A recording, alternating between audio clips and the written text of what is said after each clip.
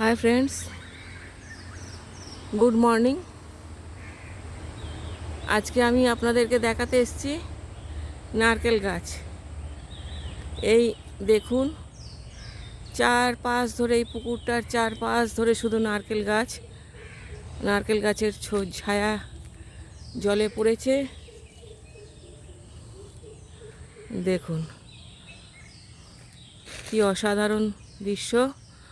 এই নারকেল গাছ নিয়ে আমি দুটো কথা বলবো, এর এর ইতিবৃত্ত শোনাবো। পৃথিবী সৃষ্টির সময় ব্রহ্মবৈত্য পুরাণে আছে, পৃথিবী যখন সৃষ্টি করা, ব্রহ্মাদেব যখন পৃথিবীকে সৃষ্টি করেছেন, তখন পৃথিবী খুবই নরম এবং টলটলে ছিল। তো পৃথিবী তো কিছুতেই মানে সবসময় এঁকে বেঁকে যাচ্ছে, স্থির হতে পারছে না, স্থায়ী হতে পারছে না। তো তখন ব্রহ্মাদেব মানে একদিকে তৈরি করছেন, একদিকে বেঁকে যাচ্ছে, টলটলের নরম অবস্থা। তখন উনি, আমরা যেমন কোনো কিছু নরম জিনিসকে গোঁজা দেওয়ার জন্য, এই গাছটা দেখুন ফল ভর্তি, প্রত্যেকটা গাছেই ফল ভর্তি। সূর্যদেব এখান দিয়ে আসবেন, এই যে রক্ত আভা, আকাশের আভাটা লাল হয়ে গেছে। তখন উনি কি করলেন, উনি, আমরা যেমন কোনো কিছু নরম জিনিসকে গোজা দেওয়ার জন্য বা কোনো কাঁচা বাড়ি হেলে গেলে, এটা তো ওনার সৃষ্টির বাড়ি আর কি।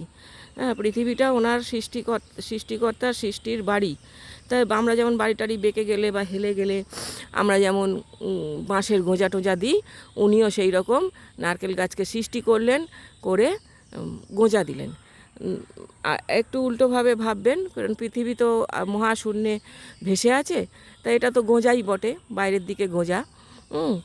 তো তখন উনি সাপোর্টের জন্য ধীরে ধীরে ধীরে ধীরে পৃথিবীর মধ্যে এই যে গোড়াগুলোকে পুঁতে দিলেন। এটা মনে করুন ওটা ব্রহ্মাদেবের বাঁশ।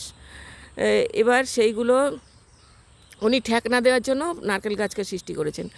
এবার ওটাকে ঠিক মতো করে ধরে রাখার জন্য ওপরেই যে পাতা টাতা সৃষ্টি করলেন, তারপরে পাতা হলো, ফুল হলো, এবার ফল সৃষ্টি হবে। তা এমন সময় এই সমস্ত সৃষ্টির রচনা উনি রচনা করছেন, সেই সময় শিবজি, দেবাদিদেব মহাদেব এসে গেছেন, দেখতে পেয়েছেন। দেখতে পেয়ে জিজ্ঞাসা করছেন ওনাকে, হে ব্রহ্মাদেব, ও হে ব্রহ্মাদেব, কী করছো, কী করছো? তো ব্রহ্মাদেব তো কোনো সাড়া টাড়া দিচ্ছেন না, কারণ উনি তো এখন প্রচণ্ডভাবে মানে ব্যস্ত সৃষ্টির রচনায়। তো উনি কোনো সাড়া দিচ্ছেন না, অনেকবার জিজ্ঞাসা, ও হে ব্রহ্মাদেব, কী করছো? তখন অনেক ডাকাডাকি করার পরে উনি তখন রেগে গেলেন। ব্রহ্মাদেব রেগে গিয়ে বলছেন, তোমার মাথা করছি।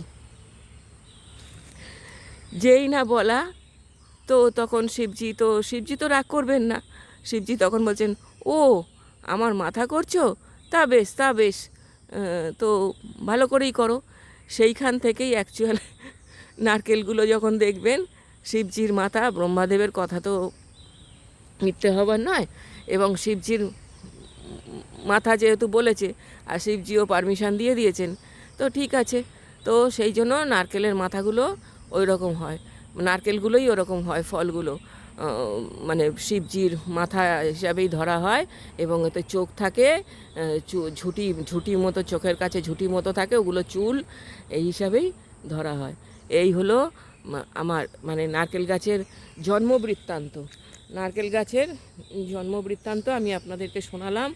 দেখুন এই গাছটাতে কত ফল, এই যে প্রত্যেকটা গাছে ফল ভর্তি, এক গুচ্ছ নারকেল গাছের, এবং নারকেল ফলের শুভেচ্ছা রইল আপনাদেরকে।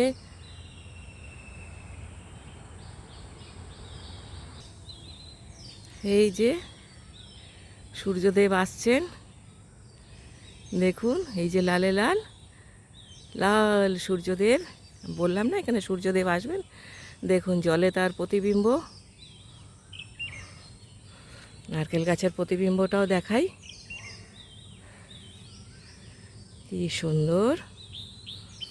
দেখুন নারকেল গাছ, সূর্যদেব, গাছ এবং তার প্রতিবিম্ব।